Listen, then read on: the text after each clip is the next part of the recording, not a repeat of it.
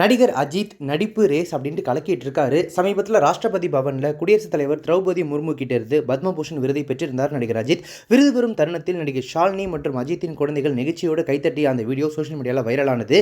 விருது பெற்றதும் சில மீடியாக்களை சந்திச்சு பேட்டியும் கொடுத்திருக்காரு அஜித்.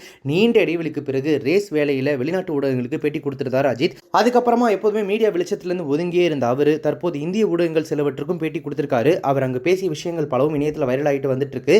விருது பெற்ற பிறகு நடிகர் அஜித் சென்னை திரும்பினார். சென்னை விமான நிலையத்தில் அவரை காண ரசிகர்கள் குவிஞ்சிருந்தாங்க. அங்க செய்தியாளர்களிட்ட பேசிய அஜித் குமார் பெருசா எதுவுமே பேசாம நன்றி தெரிவிச்சுட்டு தனியாக சந்திப்போம் அப்படின்னு கூறி முடிச்சுக்கிட்டாரு. இதன் மூலமா அவர் இன்னொரு பிரஸ் மீட்டோ அல்லது ஒரு ரிப்போர்ட்டர்ஸ் மீட்டோ வைக்க போறாரு, செய்தியாளர்களை இங்க தனியாக சந்திக்க போறாரு அப்படின்றது தெளிவா தெரியுது. இவரை தொடர்ந்து இவரின் மனைவியும் நடிகையுமான ஷாலினி செய்தியாளர்களிட்ட பேசையில ரொம்ப மகிழ்ச்சியா இருக்கு, இது நல்ல அனுபவமாக இருந்தது, ராஷ்டிரபதி பவனில் அஜித் சார் விருது பெற்றதை பார்க்கும்போது ரொம்பவே மகிழ்ச்சியாக இருந்தது, பெருமையான தருணம் இது அப்படின்னு சொல்லி அவங்களும் தன்னுடைய ஸ்பீச்சை ரொம்ப சிம்பிளா முடிச்சுக்கிட்டாங்க. இவை எல்லாம வேறொரு இந்திய ஊடகத்துக்கு அஜித்குமார் அவர்கள் கொடுத்த பேட்டியில் ஷாலினி நிறைய தியாகங்கள் செஞ்சிருக்காங்க. அவங்க அப்பவே ரொம்ப பிரபலமான நடிகர், அப்பவே அவங்களுக்கு ரசிகர்கள் மத்தியில் நல்ல ரீச் இருந்துச்சு. ஆனால் என்னை திருமணம் பண்ணிக்கிட்டதுக்கு அப்புறமா நடிப்பை விட்டுட்டு என்னுடைய ஒவ்வொரு ஸ்டெப்லையுமே அவங்க உறுதுணையாக இருந்திருக்காங்க. வாழ்க்கையில் நான் எடுக்கிற முடிவுகள் சில நேரம் தவறாகவும் போயிருக்கு, அந்த நேரத்திலையும் எனக்கு உறுதுணையாக ஒரு நல்ல துணையாக என் கூடவே இருந்திருக்காங்க அப்படின்னு சொல்லி ஷாலினியை பற்றி ரொம்பவே பெருமையாக அந்த இடத்துல மகிழ்ச்சியோடு பேசியிருக்காரு அஜித்.